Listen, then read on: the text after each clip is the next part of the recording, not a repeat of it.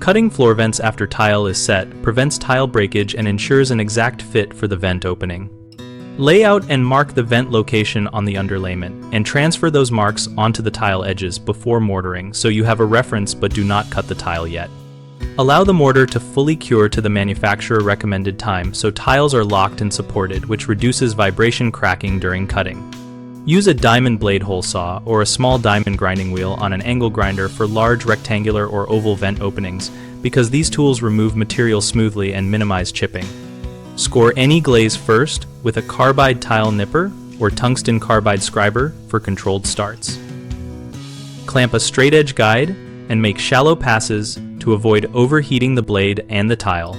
Cooling the blade with water intermittently or using a wet cutting attachment to keep dust down and protect the tile from thermal shock.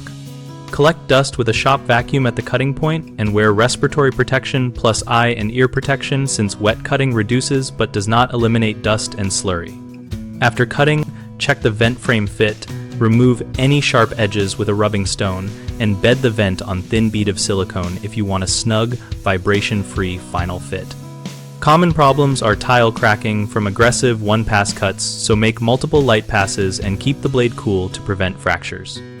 Another issue is excessive dust and slurry that clogs vents and creates cleanup headaches, so position a shop vacuum to capture dust at the cut, or use a wet cutting method and sponge immediately to control residue. A third concern is misaligned openings because marks shifted during installation, so always transfer reference marks from the underlayment to the tile and recheck before cutting. Using the vent grill as a template to verify orientation. We run bighomeprojects.com to help homeowners find trusted local contractors and to help contractors find work related to projects like bathroom floor vent cuts and tile installations.